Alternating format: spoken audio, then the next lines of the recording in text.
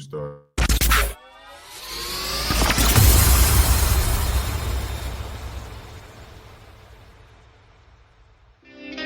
In the words of my man E, the chosen one, let's talk about it. From the 90 to the 53 breakdown. Any day I get home, man, I listen to the shakedown. They said the real is the fake now, and be beginnings uncensored, so you know they gotta hate now. Blow, that's only one or more shots. LRP, Freezy, even Nacho in the box. Linebackers matter, X Jason, J-Rock. End of an era, they shitted on Tom Cough. Steve from DC, called Shane Ben Vereen. Charlie Goldham, Case Hand, Jerry Reese. D-Town Day, the challenge, what he say? You got a real debate, call up on Wednesdays. But stick to the topic, you call up on Tuesdays. You're all in the knock, call up on Mondays. Please make a slash, free agency Thursdays. Only write our style for free on Friday, huh? What you know about the shakedown? Get your news from the 90 to the 53 breakdown. What you know about the shakedown? Get your news from the 90 to the 53 breakdown. What you know about the shakedown? Get your news from the 90 to the 53 breakdown, huh?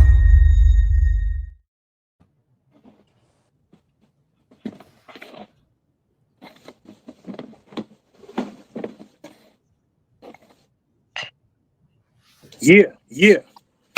What's going on? Football fans all around the world, sports nation. Y'all know what time it is, man. We are here today on the Shakedown Media Network with two special guests. Introducing to the world. If you don't know him already, you definitely know who he is, Giants fans. Mr. Roman Oben and his son, Mr. RJ Oben from Notre Dame. We have a great show today, man. We're going to be talking to these guys. So please tune in, speak in the comments, hit that like and subscribe button. And thank you for blessing us, man. I'm going to go around the room. You know how we always do on the show. So we go around to the guests first and ask everybody how they feeling. Roman Oben, how are you, sir? How are you feeling today?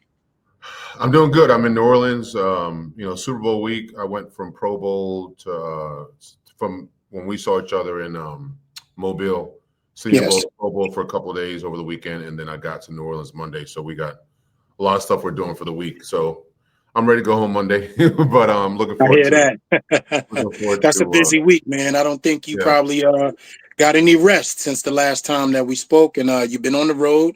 So safe travels back and forth, man. And I know it's a joyful week. Super Bowl week is always a good thing. Pro Bowl just happened last week as well. So a lot going on there, and enjoy, my brother. And of course, the man himself for the hour, Mr. RJ Oben, Notre Dame, Senior Bowl, show out. How you doing today, brother? Feeling good, man. Just feels great being back in Jersey, getting to go home for a couple of days, just get my body reset. Obviously with that schedule going from national championship game late in the season and right to the Senior Bowl, and then a week later looking to start training soon. So trying to get those numbers right for that combine, get my body right, but just taking that time for recovery. So enjoying those days with my family right now. Absolutely. And then I always go around the room and speak to the brothers on the panel. The mighty LRP from Houston, the great Same Difference from Connecticut. How you guys feeling? Starting with you, LRP. LRP is actually teaching the class right now. He's going to be with us shortly. No problem at all. As far as myself, man, another day blessed, man. I got a breath in my lungs, you know what I mean? We're here to make today better than yesterday and tomorrow better than today, man. So what better thing to do just to live in the moment, man. We blessed with the opportunity to talk with these brothers. So let's go ahead and get to it.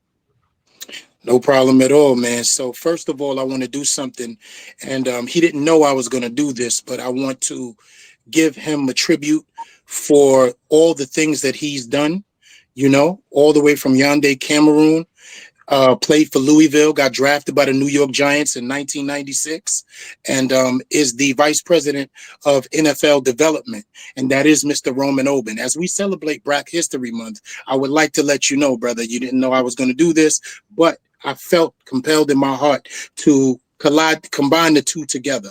So when I look at Black history, when I look at Black excellence, and I look at Black fathers that are out there actually doing things like yourself, having your son, being in his life, tutoring him, mentoring him, but most of all, showing them the way with your own actions in your own path. I want to give a shout out to you and a salute to you, not just for Black History Month, but for Black excellence. And I thank you for being a mentor to so many that does not know your way of making it here, your struggles, your strives, your thrives, your hurdles, because you definitely came up in a time where things were still socially injustice and racially indifferent, but you made a way, and you made a way most of all for those that are behind you, especially your son and brothers like myself. So shout outs to you for Black excellence in Black History Month.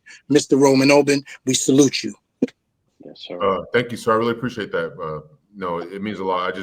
I try to lead by example and be the dad that I never saw every day. And hopefully, when I have two sons, so when they're both successful and leading their own families, and I'll feel good at about the work that was put into that. Absolutely. And coming right over to Mr. RJ Oben, his predecessor, how do you feel about that, man? Black History Month, having a dad, such great stature and a great mentor. And I can only speak for the outside, but as an insider, how does it feel to have someone that is leading the way for you like that? Yeah, man, it feels great. And obviously my dad's a highly accomplished individual, and a lot of things growing up, seeing him play and him being my hero, but at the same time he was a dad first, and regardless of what other people looked at him as a professional athlete or a leader of the community, the fact that he's just a man in the household that I get to look up to every day and learn things from firsthand, how to care for your family, and how to be a loving, caring person in the community, and influential to others. So all those things I learned from him, and I'm grateful to have that in my life. Absolutely. And that is a blessing. So now that we done got to those things, let's get to the football. Same, you have a question? I'll let you go first, my brother. First off, Roman, Mr. Oben, man, thank you for what you did for the Giants. As far as RJ, man, one thing I want to pick your brain about is, because you got this nice little spin move, right? You got a little bit of that Dwight Freeney with you. But I wanted to know, is your preference like speed to power or power to speed? You know what I mean? Because I see you got that nice little stiff arm. You know what I mean? You're able to get the hand fighting thing going on there. What is your preference? Like when you step on the field, you're going to be like, I'm going to make this guy respect this first, and then I'm going to hit him with that right after. What's the thing you like to step on the field with first? Yeah, for sure. I definitely will say it depends on what I'm seeing, from my offensive lineman throughout the week. If I know more passive, then obviously gonna show them power first and kind of entice them to do things I wanted to do, so I can set up those moves. Where if I know a guy's more of an aggressive guy, then I'm trying to beat him with speed. If I know he's a one of those bigger, slower tackles, if I have that athletic matchup, then athletic matchup, then I'm gonna try to take advantage of that as well. So I think it just depends week to week, but I would definitely say that I'm someone who tries to work those speed rushes, those cross shots. Okay. Things along those nature. So working those moves and kind of power through that to never. So the offensive lineman doesn't really never knows what he's able to predict from my movement and things of that nature. Always just trying to switch up my game plan and show offensive lineman different things throughout the course of the game. Absolutely. Absolutely. I see it on the tape. Someone just joined us. That's Mr. Rock right there. That's the producer of our show, the great J Rock, and also the biggest Notre Dame fan that I know. Sir, yes, sir. And there he is. There's Mr. LRP as well. So we have a full panel. So you guys, we're about to rev it up, right? And I always ask questions last because my questions is always two parts. So I will move over to Mr. J Rock right now. The floor is yours, brother. All right. Appreciate both of y'all for coming on. I'm Oben, big fan. RJ, as far as your skill set, how much of an influence was your father because he was an offensive lineman? Yeah, I would say he definitely, just kind of showing me both sides of the ball in all aspects. Just the ability to learn how to study my opponent. Learning a lot from offensive linemen and watching the tapes and kind of seeing those. Some of the tendencies that, I'm able to pick those things up and apply them to my game so that I'm able to dominate, come game time. So just being able to pick up on those little things for sure. And then, kind of show me things in my game that, maybe offensive linemen, might be favorable to them or things that they might look for. So trying to eliminate those weaknesses, but while as well, taking advantage of those weaknesses on their side as well. So I think he's kind of helped me see both sides of that for sure. Okay. If you had to model your game after any NFL player, who would you model it after? If I had to say a player right now, I'd probably say John Grenard for the Vikings. Okay. Go ahead, LRP. LRP. Take your mic off mute, man. Your mic is on mute. So excited he can't talk. There you go. How's that? We can hear you, brother. Equipment. Welcome. Testing outdoor equipment. You know what I mean? Got the studio lace. What's going on, RJ? How you doing? What's up, Roman? How you doing, sir? I miss you guys constantly at the Senior Bowl. Every time that my brothers was talking to y'all, I was talking to someone else, but it's a pleasure, and I'm glad that you guys are here. I appreciate it. But as I was saying, pardon my lateness, but I hope you appreciate the greatness. So tell me, what do you love most about playing your position? What do you love most about it?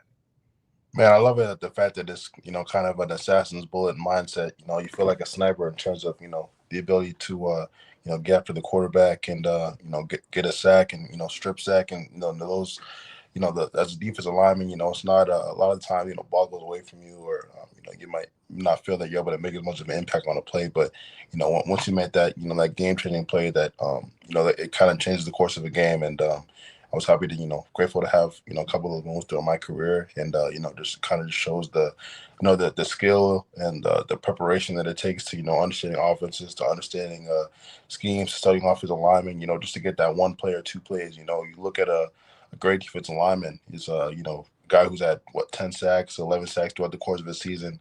And that's, only 10 plays over, 400, 500 snaps, in the course of throughout the course of a season. So, to be able to make those, those game-changing plays and, just all the things that goes into it. And, just being able to show off my speed and my athleticism and, my God-given talents, I think of, just kind of, prepare me to play that position at the highest level. And, I'm excited to do that each and every day.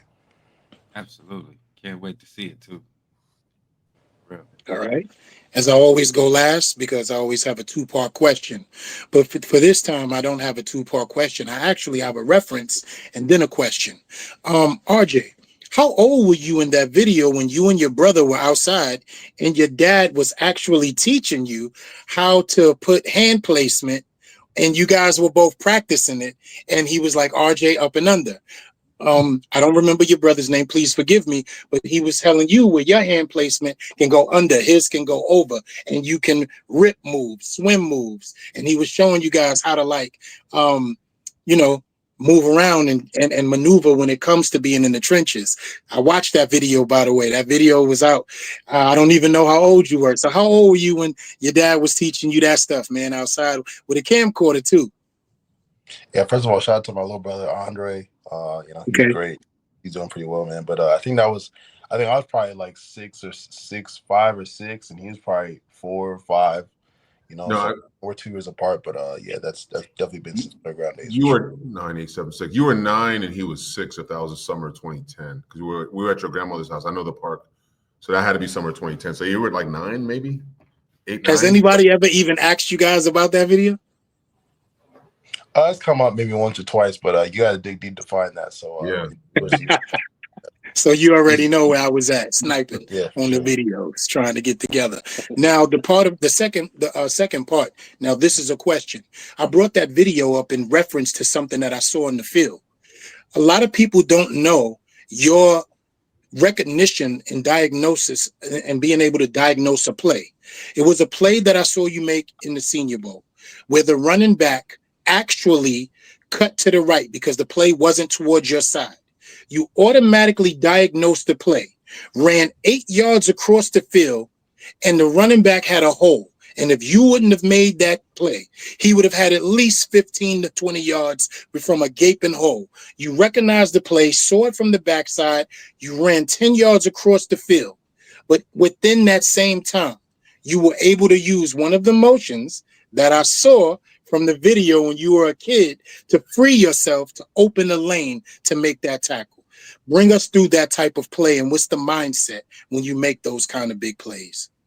Yeah, obviously, so there's a lot of preset reads that you kind of go into, in terms of seeing the formation, seeing where the back is sit at, the amount of tight ends, how many receivers are in the formation, seeing offensive alignment. So, looking at all those things, especially, being under, multiple defensive masterminds, coaches like, Coach Elko and Al Gordon, learning a lot from those guys, just about how to, dissect offenses and, insert myself in, whatever offensive scheme, trying to find ways to defend it. So, just learn a lot from those lessons. And obviously, a lot of it comes, with instincts as well. But, learning the techniques that you practice each and every day, from a young age is definitely something that I feel like I've been prepared for.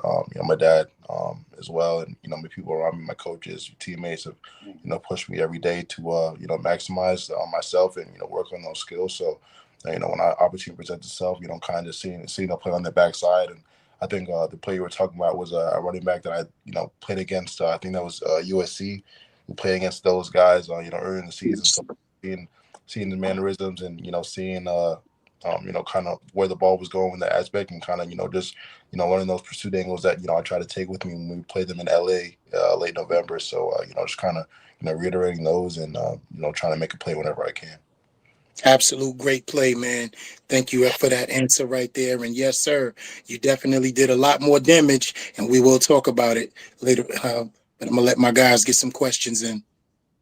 Well, we got Shakes on the road. We got Shakes Montana on the road, and he sends in his question to speak on your experience, the total experience of the week. How was your Senior Bowl experience? Yeah, man, Senior Bowl was great, man. I would definitely say it was a dream come true.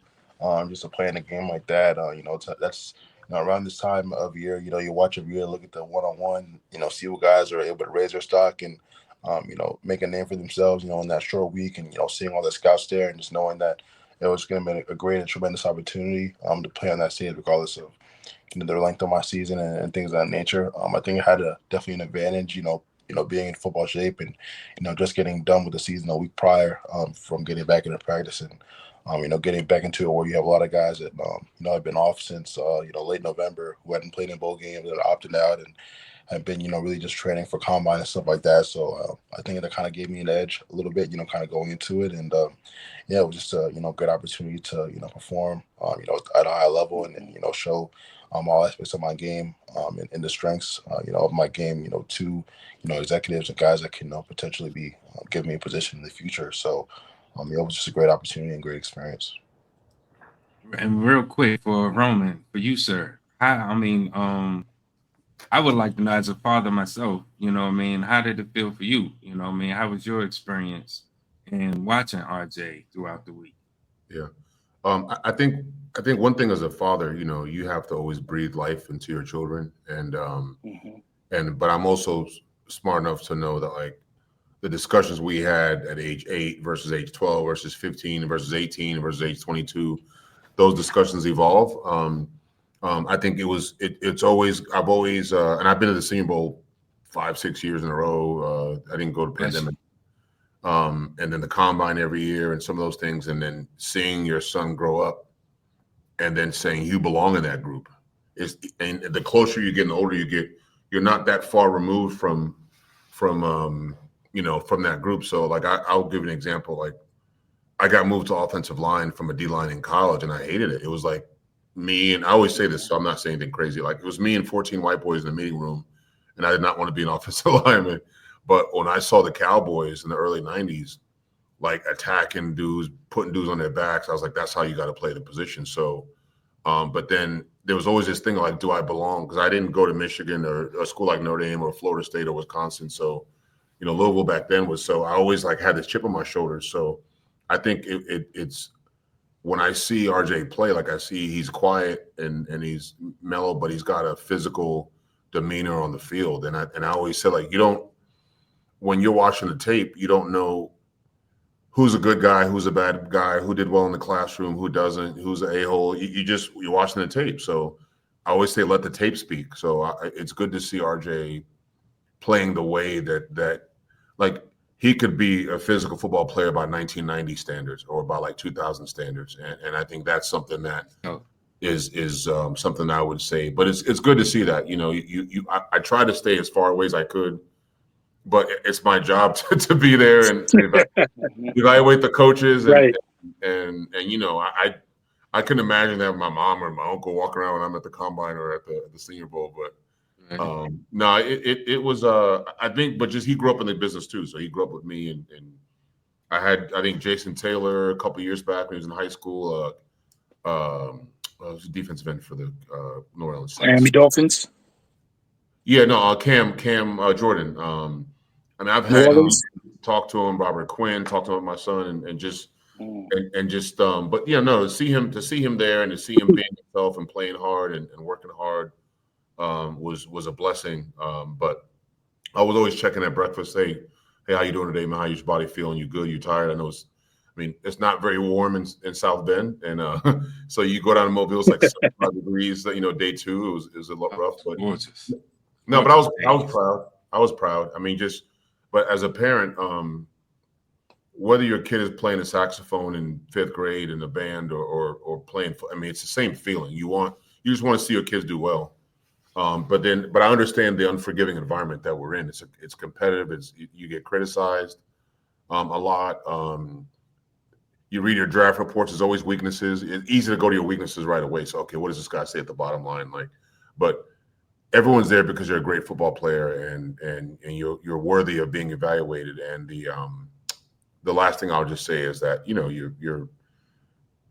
I played with a bunch of guys that probably weren't even as good as where RJ is now, just skill wise, defensive linemen, but I think when you get to the league, you do one thing well or two things really well. And you guys just do those things well all the time. And the other things, you just work on them.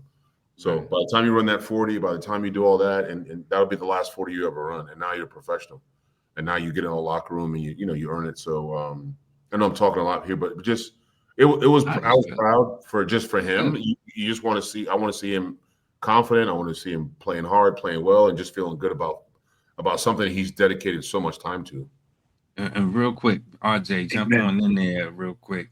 Amen, absolutely to that. Dropping the mic, but you made me think. Do you have that moment where you got a guy where you think that a guy is kind of locked in on your moves, thinks that he has the best of you, and he got a good read on you, and then you kind of see it? And then, like, bam, I got like 2 other pass rushing moves that I could throw, you know what I mean, and really like mess you up. Do you sense that? And how on it internally it was like, got him, you know what I mean? Does that happen for you?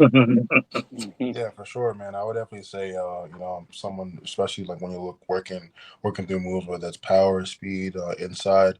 Definitely say, setting up, counter moves. Or someone, who uses, swipes and, tries to, bend on the edge, as much as I can. If the offensive lineman is, kind of giving up that edge and then, tagging the edge. And if he's sitting on it or, it's kind of, opening up more. And that's when we take it inside. That's when we hit with the spin move. And, obviously the stuff that kind of, take those shortcuts to the quarterback. Those things you got to set up, things that guys got to be threatened by, your speed or your power, or, he's sitting on the floor and you, pull and you pull or play, or, you're flashing your hands and then, you're flashing the power and then, take those away with, a swipe or, a club or things of that nature. So I'm always trying to, find ways to implement that in my game for sure. Because that's what it is. Offensive lineman versus defensive lineman, it's really just a chess match. So, finding ways to, get that strategic advantage is something that I always look for. Go ahead, J-Rock. And then we got a question from what up to Big Pat Sports, Aboriginal Sports Network, Man Cave. Shout out to the crew, Mosley. Peace to everybody. Just if you're just tuning in, this is the Shakedown Media, Shakedown Sports Podcast on the Shakedown Media Network. And we got RJ Oben, we got Roman Oben with us, you know what I mean? Blessing us with their presence and their knowledge. And so yeah, go ahead, Saint. And then we got a question from Big Pat. All right. One question, as far as preparation goes, On a scale, let's say 1 to 10, 1 the lowest, 10 the highest, how high up do you hold film study? Yeah, I would ever say a 10, man. If I would say that's where my confidence comes from, through the course of a game. Always going through the tape, watching full games, and read for how a guy plays throughout the course of a game. Making coaches and the staff does a great job throughout the week making player studies and cut ups, showing things throughout the film. The guys are able to take advantage of throughout the week. So I think they do a great job, kind of opening those doors for us and showing creating those files and stuff that are for us to look at. But on a personal level, I would just say developing that confidence of knowing that if I'm going to a game that I've played it 6, 7, 8 times, throughout the week. And, if I played this matchup through my head and, kind of looking at, different situations and, how I'm going to implement myself to the game where, as when I go on the field, it's not just reacting or it doesn't just, everything just feels new. I'm just going off of, adrenaline and instinct. But at the same time, knowing, having that confidence that I've, gone through it and, that I've played the game before, that I'm more prepared and that I'm out prepared. The guy across from me, I think that's, that comes to a huge part of the mental side of things, and I try to take that with me every week for sure. Absolutely. Starting to feel like a hole sometime, right? Sure. Well, let me ask Roman one more question before we go to Big Pac. Okay. From Roman Oben. Since you brought up the NFL, which NFL team did you enjoy playing for the most? I think I learned something from every team I played on. I would say the Giants for sure. I would say that, and I would say Chargers on the back end. Like for the Giants, me and Amani Toomer came in the same year. We were roommates as rookies. We were roommates in training camp, and we ended up both playing the longest time out of that whole draft class in '96. So it was like Cedric Jones, me, Toom, Danny Cannell. So, one thing, once I left the Giants, and it was like the business part, because you're a free agent. First, you're overpaid, or you're underpaid, or you're a salary. You got to go through all that cycles of a player. And on the back end, I would say and obviously I won the Super Bowl in Tampa, and that was a great season, 2 seasons there. But on the back end, being an older player with the Chargers and Sean Merriman, LaDainian Tomlinson, Antonio Gates, all those guys were young guys. And I was like an older veteran. I was like 31 when I got there. So I played, I was like 35. So like just showing those guys how to win, how to prepare. We had some young offensive linemen that all became Pro Bowlers, Nick Hardaway, Chris Dillman. And I felt that my value on that team was greater because of not just football wise, but I mean, Sean Merriman still tells people now that he was like walking through the hallways thinking he's about to whoop everybody. And I was just locking him up and he had to get humbled. I was like, look, I was like, you're giving yourself. I'm counting your steps in practice. I was like, I watched so much film at that point in my career. I was like, so but it's cool to see that guys, who you are as a younger player versus older player. But I would say Giants for sure. But obviously, I loved every organization. RJ was born in Cleveland. I played for the Browns. My younger son Andre was born in Tampa when I played for the Buccaneers, and then we finished. I mean, RJ still remembers me playing. He was in 2nd grade when I got done playing. So Andre, not as much because he was like pre-kindergarten or so. But no, it was. Thanks for asking that question. No. All right. So it's 2. I always go last, or were we reading off Pat's question? Yeah. Go ahead. Okay. How do you feel compared to other defensive linemen in the draft? Asking him strengths and weaknesses, and as you're gearing up for the draft, what are you training on? What are you doing to get prepared?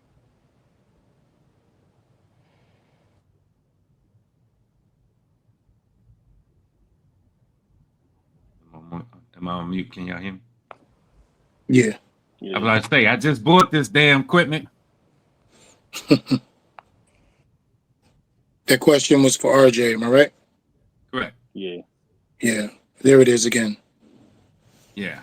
So for you, RJ, how do you feel when compared to your other contemporaries here in the draft? And are you able to speak to your strengths, and what would you call a weakness, or what would you identify as a weakness, if there are any? Forged from steel, But and also as you get ready for this draft, what are you training on? What are you gearing up Oh, this question for me. Sorry, Yes, sir. my Yes. connection's a little messed up. Oh yeah, no worries, no worries. They got you in for Ben. But It's yeah, like, let's get RJ some better accommodations. Like, no, I'm just playing. I'm just teasing. I'm just having fun. Go ahead though. But yeah, it's on you, sir. yeah, sure. To answer that question, man, I would just say definitely fine tuning my body. This is probably gonna be the first time that I'm really, trying to, fine tune and not being in the system or, being whatever, weight and things of that nature, or doing things that, obviously under a program that, the rest of the team is asking me to do and things of that nature. But, as of right now, just, trying to fine tune my body to find the, maximum speed. Obviously, working to get those numbers up and, obviously, bench press and, shuttles and 40s and stuff like that. So trying to make sure that, my body's optimal to be in those positions. Obviously adapting my knowledge and, my skill set to match, the NFL level. Definitely going to be, an adjustment. So, learning those, the differences, from playing the college game to the NFL game. So trying to prepare myself for that mentally and then, just developing a routine, kind of seeing what that looks like, just taking my first steps as, trying to become a professional. So I think that's, a big aspect of it, just in terms of the life piece. And then, just on the field, just trying to, expand my knowledge of the game, things I haven't really done as much, throughout the course of my career, like, learning coverage drops and, things of that nature and, just working in space and, being able to improve my flexibility or, range of motion, things of that nature. So always just trying to, find ways to improve my game and improve my, my capacity, my body capacity and my mental capacity. So, doing it at the highest level, because knowing that next level, I'm going to be around guys that are, doing it at the highest level. So, trying to match that as well. So that's what I'm focusing on. So my question is going to connect the both of you with both questions. Now, I spent a week in a blessed position to see the both of you guys, to meet the both of you guys up close and get personal, right? But there was a moment on the field when you were standing on the sideline, and not many people saw it, but I definitely did. Where you were standing on the sideline at Senior Bowl practice, and your dad actually walked over. I don't know what he said to you, but could you just let us in on a little bit of what went on right there? It was a moment, and I happened to catch it, so I definitely wanted to ask about it. No, you hold on. Hold on. Before y'all go, you're leaving some important stuff out. So right before, right, it was probably like another rep that didn't quite go well. And then after that, there was something. And then the next rep, when you got back out there, RJ, as I understand it, because I was you know what I mean, as I understand it, you let it be known, you know what I mean, you let it be known who's out there. You know what I mean? And I also wasn't trying to bring up the fact that when Roman walked off, we kind of looked at each other and I felt like he was talking to me too, although I didn't hear him. I was like, listen, right. I was like, look, you just spoke to RJ about that, but you did get back in the game and you represented for all of us. Right. And thank you for putting a smile back on your dad's face, because the scowl is real. Now I know what it feels like. Yeah. So it made me get up and act right. I was looking like, wait a minute. Right. And thank you for the ad-lib, LRP, because I definitely was trying to be okay, but I'm happy you brought me back. Yes, indeed. So let us in on that moment, man, because those type of things only happen once in a lifetime. Are you saying day 2? Was that day 2? Yes, it was day 2. Yeah. So one thing I know that the D-line coaches were going to step up the individual period on day 2. And then day 2 was also hotter. And one thing D-line coaches do is you run around that bag and the pop-ups and the little sticks, and you will wear D linemen out before they get to one-on-one. So when he got to one-on-ones, I felt like he was a little exhausted. And then I was standing on the other side. If I was standing on the other side, I would have said, like, just attack the guy physically. So one-on-one, I think he missed with his hands. Then his second one, he actually won. Beat the guy, and the guy held him, and the ref threw a flag on the offensive lineman. So this is a time when we have refs on the field to show, hey, this may have worked in college, but in NFL, we're gonna throw a flag on this. And so by the time I got over there, it was over, and he was, it was like 75 degrees. I think I said something like, look, team period is important too. This ain't just about the one-on-ones. I said, just take a deep breath. You're only getting how many reps per team because there's so many rotations that team period is also important. I think sometimes as D linemen, the one-on-ones is like the bull in the ring. Everybody's watching, and then I'm like, they're watching everything. They're watching individual period. They're watching one-on-ones. There's one-on-one run too. He was base blocking dudes. He stood a dude up, tossed him, and then stood in the hole. So all those things are important. And I think, you know, and I've been in that position where like I'm literally about lining up in front of a D lineman, and Jimmy Johnson is standing right there. Bill Coward is right next to him. Whoever, Mike Dick, whoever was there, you know, and you have anxiety, especially as an offensive lineman. Worst thing you want to do is get beat inside on a spin move or inside move. So I got beat inside twice. The O-line was like, "You're such a good athlete. You should jump set everybody." I was like, "Okay, sure." I jumped set, went boom. I was like, "Damn it," you know. So, and then at team period, I was just trying to finish dudes into the ground, you know. So I think I said something about team period. RJ, do you remember that part? Is that what I said? Something like, "Look, team period is important." They look at everything. I said something real small, but it wasn't anything. What do you remember about that? Yeah, I think that's. I would just just the importance of team period, the importance of you know, just reloading and you know, just like next rep mentality. One thing they say a lot throughout the, you know, when we started was you know, you're not going to win every rep, but you know, it's about how you respond. So I think you know, just reiterating that was important, and I think that's, you know, one thing that, you know, a lot of the scouts things I think like to look at, you know, seeing how guys respond, you know, with the conditions of, you know, weather, or, you know, whether it's Indy or, you know, whatever the structure of practice is, you know, but just, you know, choosing to respond. And in regards to, you know, facing adversity, I think that's, you know, kind of what they wanted us to show. And I think that, you know, my dad kind of reiterated that, and I was able to, you know, take that and, you know, move forward with it. Okay. Now, here's a great question that I've been waiting to ask. Dad's an O lineman. Son's a D lineman. DE. When is the first time you can actually remember winning a couple of reps against your dad? What was that moment like? It's like I don't know, it hasn't happened yet. No, I'm just like, I would definitely say there's just, you know, some playful battles here and there. You know, obviously there's, you know, a little bit of a debate that goes back and forth. You know, with the age difference, kind of hard to see, you know, in each other's prime. You know, who would win that battle. But I would definitely say that it's getting closer now. I would definitely say that. You know, there you go. Okay. The bridge is closing. Roman saying, yeah, okay. Like, 2.0 version is always better than 1.0. So, you know, he can have the title. I don't, you know, I'm 52 years old. I'm still trying to bench and squat and all that. But no, he's I think I remember in high school we would watch stuff and I'd watch film with him. I said, "What are you looking at?" I was like, "Look at his feet. Look at how look at how he sets." Like I would just give him some stuff like that. Like I want his knowledge to be better than what my knowledge was at that point.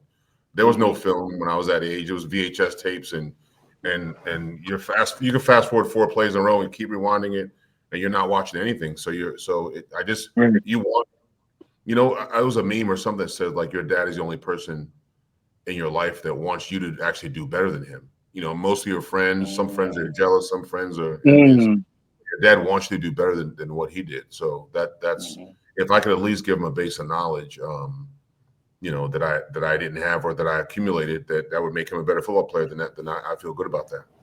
Absolutely. Go ahead, J-Rock. I got you. Last question for you guys. I know we appreciate the time. Don't want to hold you all night, but from Big Dash Knows, shout out to Big Dash. Big Dash knows what?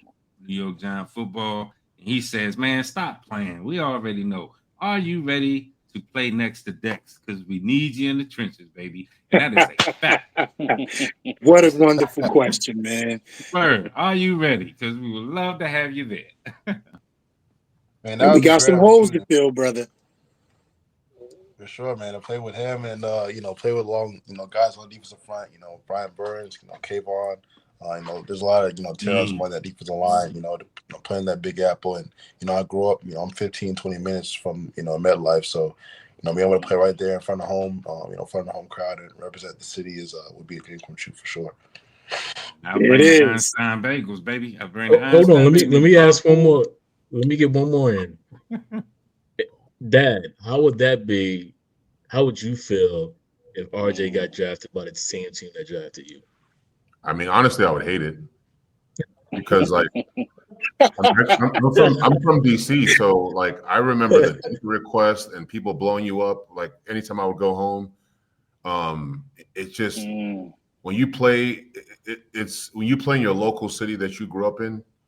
It's hard, man. It's hard because I think my wife would have to go managing his ticket request and managing anything. Okay, just talk to my mom about it. I don't want to deal with that right now. So, Got you. You know, but I appreciated like being from DC, playing for the Giants because I was closer to home.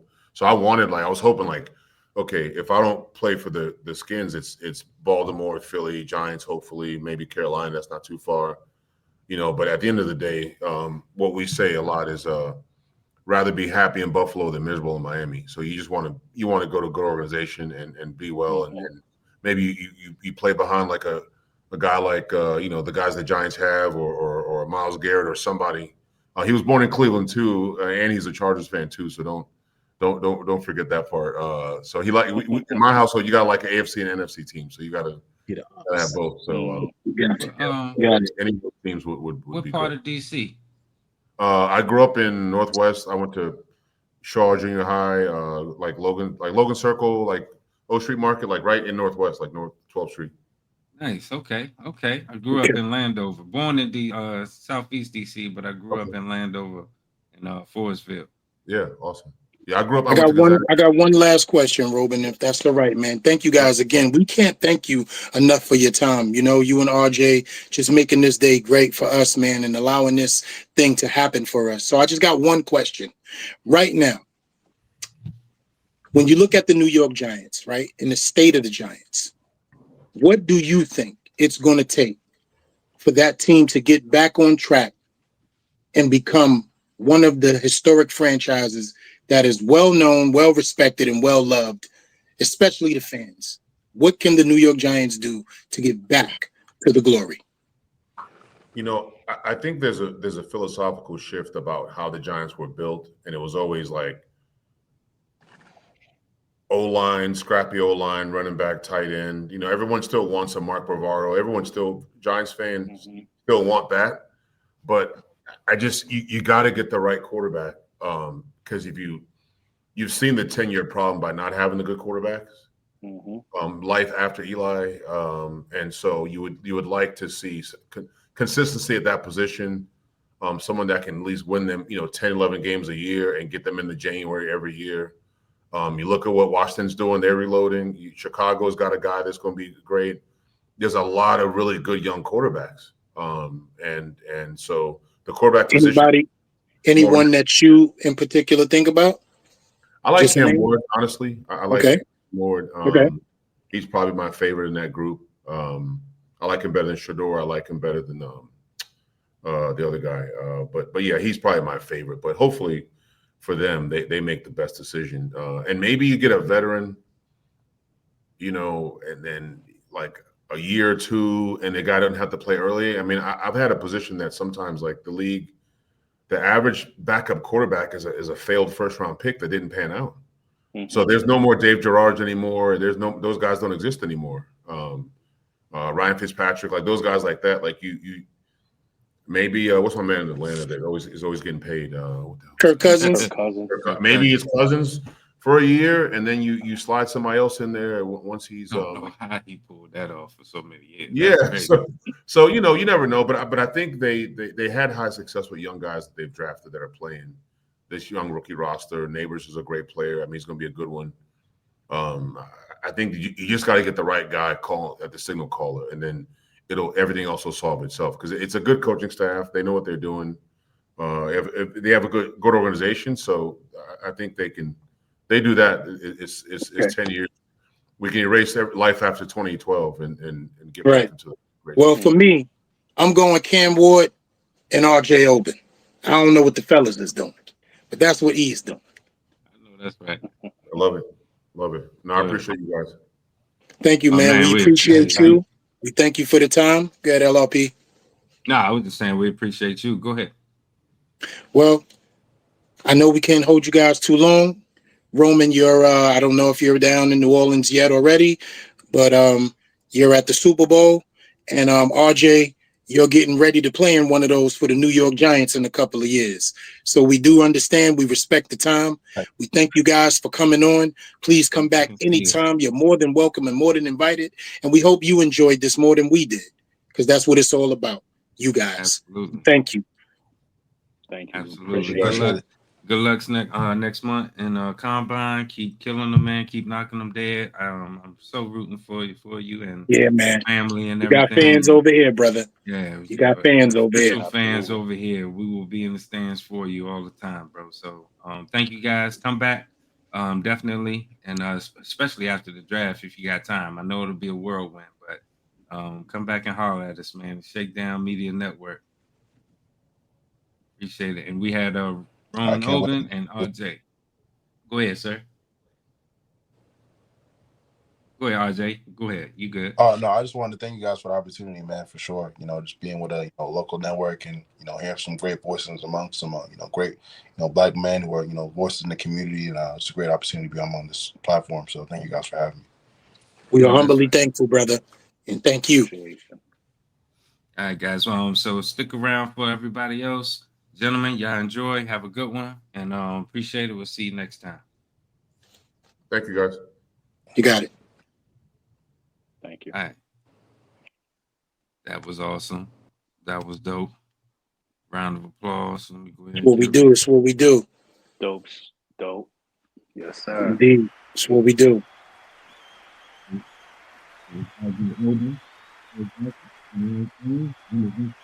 Notre Dame.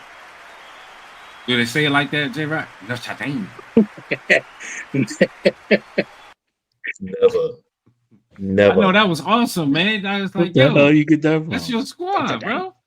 Notre Dame. No. Go Irish. Right. Where you get that shit from? That ain't it. That ain't it? No. Nobody says it that way. Nobody First says of all, I didn't know Notre had an A. I didn't know Notre had an A in ancient in Notre Dame. Notre Dame. We gotta say it fast. Right. It's Notre Dame. Now, you see, that's too slow. Nobody ever says it like that. No worries. But yeah, man. So salute. Yeah, that was salute. Chosen one. Salute to that was what we, that's what we was doing all last week, y'all. And we got a lot more a lot more in store. More guests coming on this summer, this off season. So we, shouts out to Roman and RJ Oben, man. That was dope. Shouts out to Mosley. That was such a beautiful all around moment for everybody involved. Absolutely. Mm-hmm. Appreciate you, Big Dash. See you out there, Big Pat, everybody. Man, K. Sure. Wake up, everybody. No more sleeping in bed. How's the microphone, man? I just, you know what I'm saying? I'm over here rocking. You go out fine tune it a little bit, but you're good right now. I fine tune it? No, you good. I'm saying right now it's good, but I know how you like to have your shit nice and crisp. You know what I mean? Yeah, got to hear okay. Got to hear good. Well. Mm-hmm. What's up, fellas, man? Now we got to opening up the show, and shouts out to Shakes on the road, headed home, going through all West Bubble hell just to get home. I don't know why they taking that route, bro, but tell them to get on their Jeepers and make that left and go straight. You know what I'm saying? Got that man all the way down in Dallas. I'm like, then you come from, I'm like, damn, why they going that way? But that's crazy.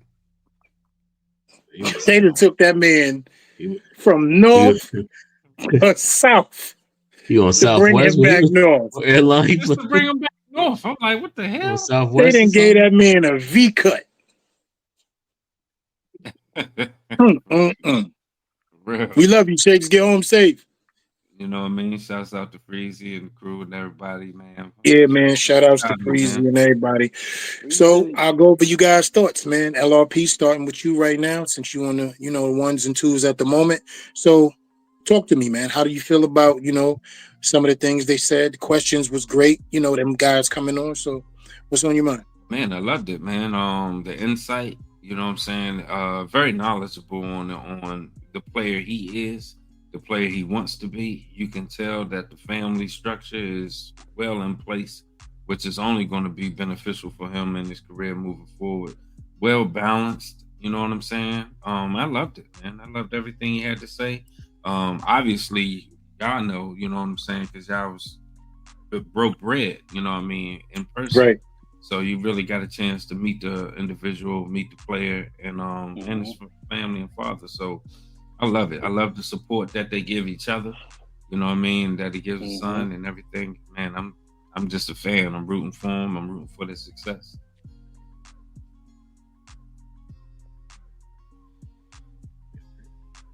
Why he ain't blink? Yo, he ain't blink not once, bro. How you do that?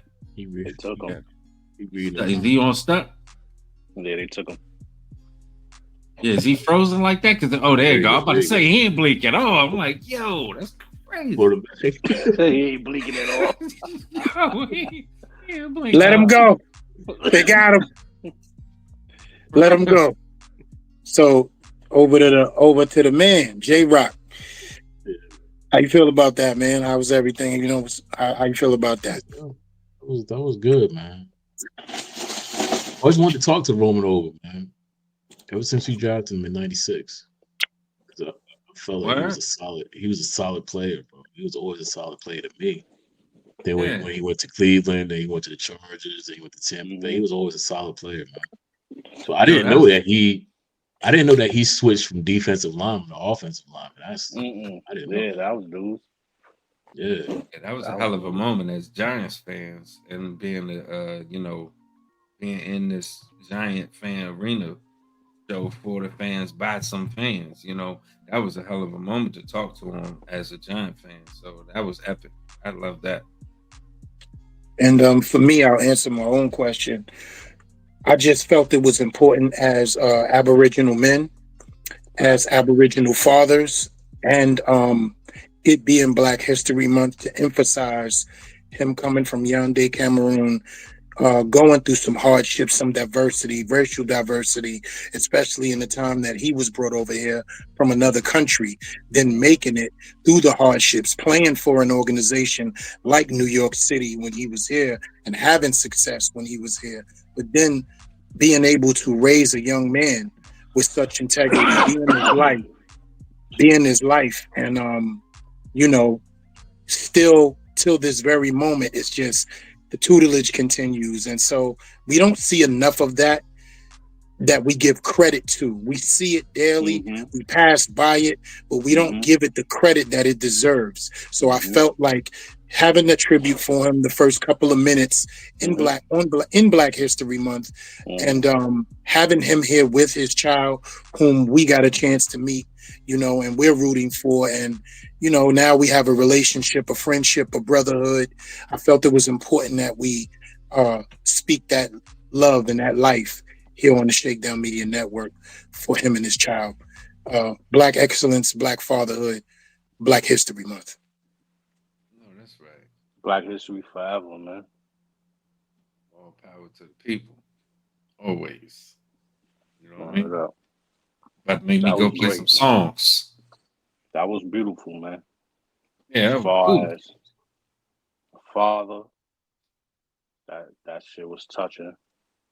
As far as a man, and then an Aboriginal brother, man, he has all those qualities, and he's able to pass that on to his children, so that shit could come back around 360, man. You put that much energy, good positive energy, into your children, man, and that shit is able to come back to 180 degrees. It's a beautiful thing, man. That's beautiful, man. Yeah, and I think I don't know. I think he was just joking around. I think that dude would be very proud if the Giants drafted him, the same team that drafted him. I'm thinking that he's talking from a father's perspective.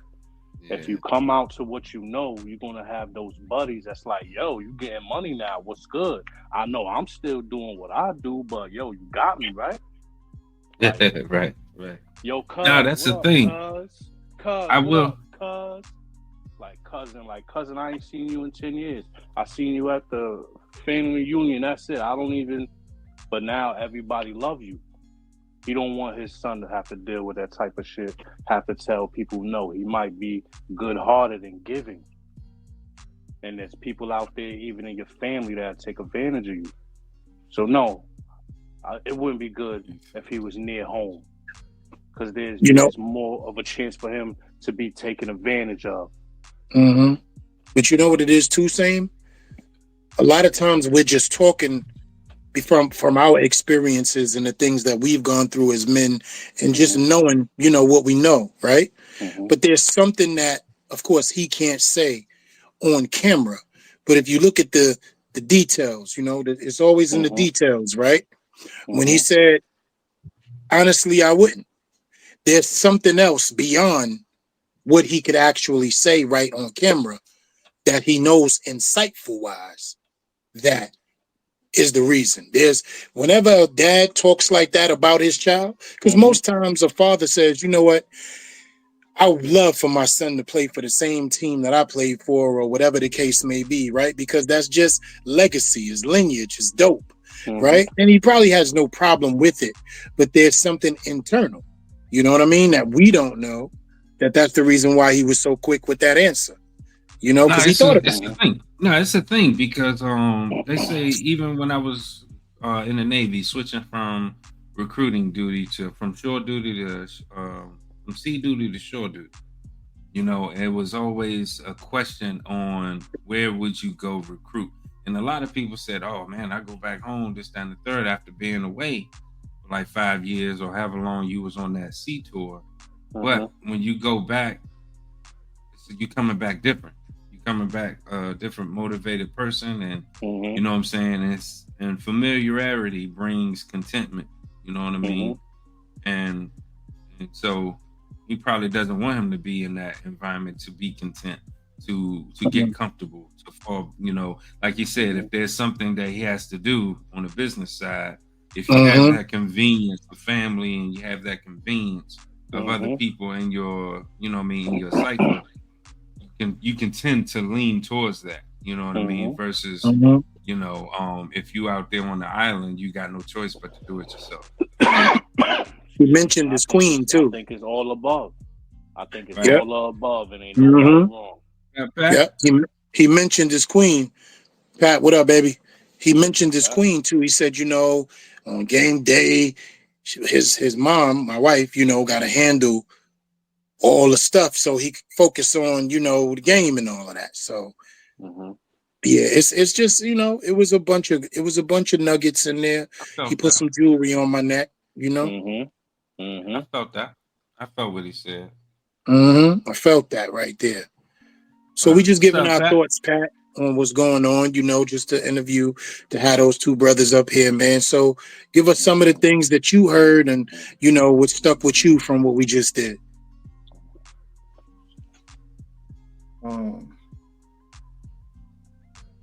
Cool to see Mr. Oben and them come on and show some love to the network.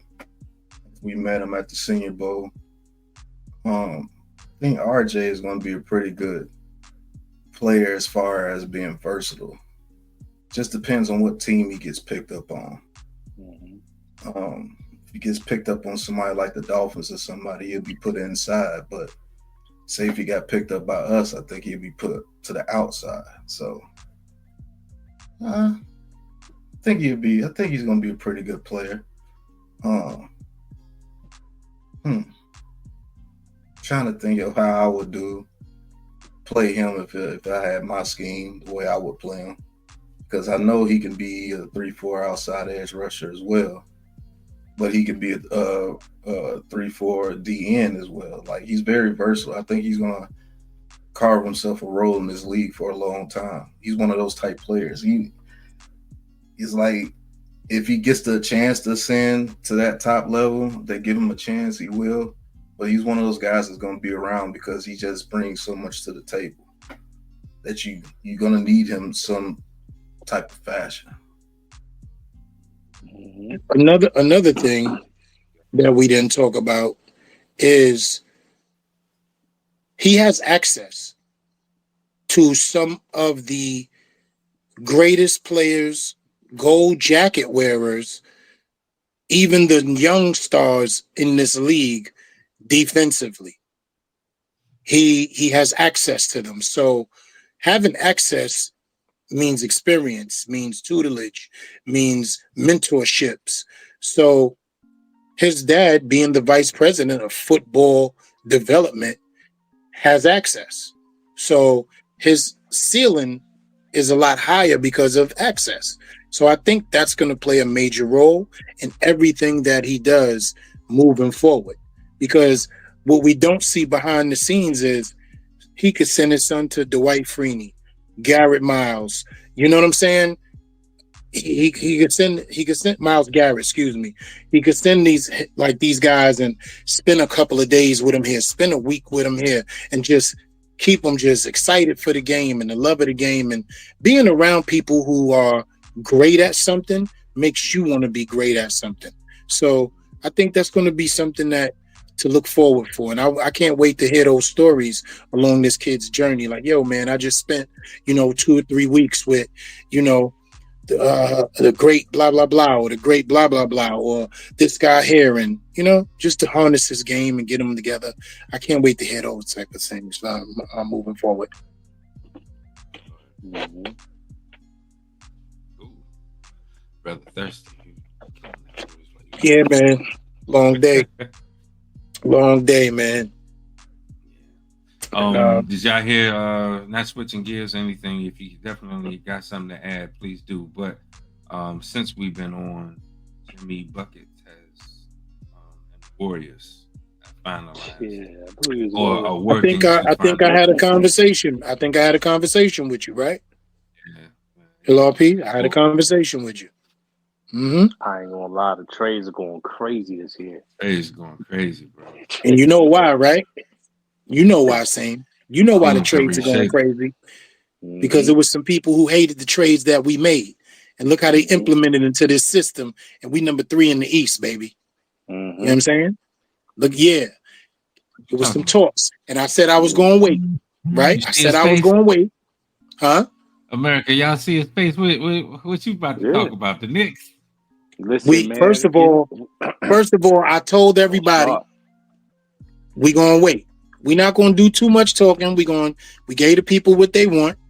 It's nothing to talk about. This was not about us today, but it was about us today.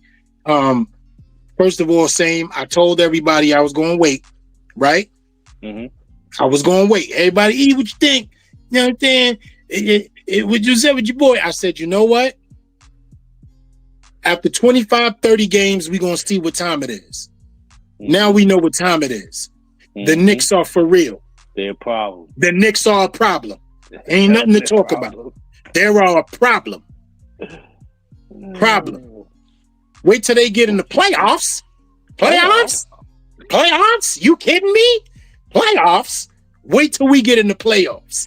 It's on. Don't worry about us. Worry about if you're going to be there or not. That's the new phrase. Don't worry about us. Feel me? Yeah. Listen, I ain't worried about nobody. All I know is the orange and the blue.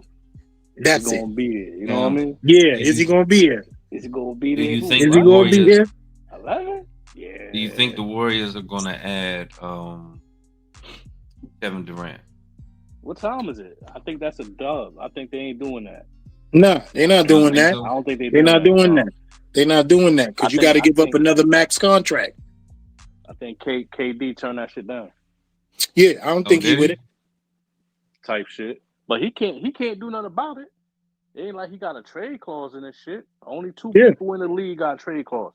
Bradley Beal and LeBron James. Other than that, everybody can get traded. Anybody can get it. Davis. Anybody can get it. You know what I mean? Anybody could get it. Anybody. It don't matter who you is. Unless you know what time it is. LRP with the cigarette. Fop, fop, fop. You know what it is. Anybody could get it. Fop, fop, fop. You know what time it is. Look at that shit. That's a fact. Oh, man. You know what I mean? Flicker show. Yeah. Don't play with my people, B. Don't play with my people. Bro. We here. So that's it, man. I don't really got too much to say. I don't want to crowd the show with more rhetoric or anything like that. It was too blessed to go any further. So I'm going to bid the people adieu. We are. Yeah. I'm going to bid the people. All right. You just came out here to show up and show out, get the people to help you. And that's it. And there's more in store. So, it's been the last 14 days. This year, exhausted, man. Bro. Exactly. You said the brother thirsty, brother tired. Tired, boss. He say he tired, boss. So, but nah, man. Brother we tired. Appreciate everybody. Make sure you hit that subscribe. Like, hit the buttons. You know what I mean. Tell a friend. Double back and watch this today's episode, today's show. And hey, we're gonna give the people what they want and not give you too much. So, without further ado, Pat, you got any closing statements, sir? We're gonna move on. No, it's just I don't think the Warriors still gonna do anything with Jimmy Butler. I don't either. Now that you got to face a Kings team, right? We can talk about it, Pat. Now they got to face a Kings team. Now they got to face a Spurs team. They always had to face Denver. They looking up at the Lakers. You feel me? And then they got to still face Minnesota. Memphis still got a squad. It's happening over there. Jimmy got an attitude problem, but he could play some ball, man. Paul. Yo, I'm tired of that wig. Go crazy. Yeah, please. I'm tired of that wig, man. I'm tired of that wig. Go back to high top Jimmy. What wig? That high top tree branch. The roots. I'm tired of it. Get my closing statement, man. Great show. Shout out to the Oben family. Loved it. Shout out to the Wrench Gang. Shout out to everybody in the chat, keeping it active. Shout out to everybody that support the crew, man. Shout out Black Freezy. Shout out Montana on the way from damn near Canada. Yeah, he gonna have a whole bunch of stickers on that suitcase. For real, they taking them from Dallas to Atlanta, Alabama. All right, peace out, man. It's your boy, same difference. Back at it. Like a Craftmatic. Already. Hey man, until tomorrow, you know what I mean? Until next time. Got more content coming for you, more stuff dropping, more things to check out for and listen up to. You know what I mean? Check out all content creators. Make sure y'all support people, all Giants community. We out here doing it for each other and for ourselves. So salute and support. And shouts out to everybody, man. I hope you have a good night. Everybody lay it down. You know what I mean? Make some cookies, go to sleep. Today. Go to sleep. Yo. And shout out to the Oben family. Shout outs to the everybody who tuned in on all the social media networks. Everybody in the chat, as my brother mentioned. Shout out to Black Freezy. Shout out to our brother OG Steve, man. We love you. Shout outs to everybody. Shakes Montana 9, you'll be home soon. But most of all, man, shout out to Black Excellence, Black History Month, Black Heritage, Black Greatness, and shout outs to us. Black. You feel me? Shout outs to us because we are also a part of something great. Every man on this show, every man in the panel, you know what I mean? We are a part of something great. And we're here to do what we need to do to bring you more. We got more in store. As Mr. T said, we got a lot of more. We got a lot of more. Let them go by a lot of more. Come on. Got a lot of more. Got a lot of more. You got anything for the people in the background? Shout out to everybody who's in my neck of the woods in the Northeast. It's going to snow from 7 a.m. to 7 p.m. If you ain't got to go to work and you ain't drive a 4x4 truck, never mind all that. You got a vacation day or sick day, use that. School's already canceled over here where I'm from. She didn't even start yet. She don't start till the morning. School is canceled for everybody already. So like I said, man, be safe out there. Yeah. If you got bald tires, come on. I know things are rough, but Poppy sell them shits on the corner for 40. You know, Get you some of the Bailey put some used. chains on them things. Yeah, come on, Yeah. man. Yeah, If you get ain't some got Two to go traffic. out there, degrees don't today, go bro. out there. How you Yeah. getting all that snow at 82 degrees? I think I'm sick because of that. Like, had me call everybody today. Yo, it's like, yo, y'all coughing? Y'all all right? Y'all all right? I'm sick. Yo, as it's shit. so warm. It's so warm in Texas, right? Same. We walked out 4 o'clock in the morning, looked like The Exorcist. Remember the fog scene in The Exorcist in the movie? Crazy. Before the father walked up the stairs and it was all foggy. Damn. Word, bro. Word. Like, is that foggy out here for what?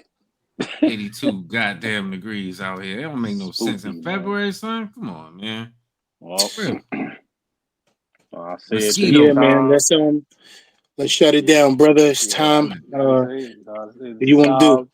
I'll expect you Nah, to we agree about to with do me. that right now. Shoot. He said, You know yo, what like mean? I said this time, I don't expect you to agree with me, but I damn sure expect you to understand. You understand? Man, It's the New So don't York get Giants down on that drive for 5.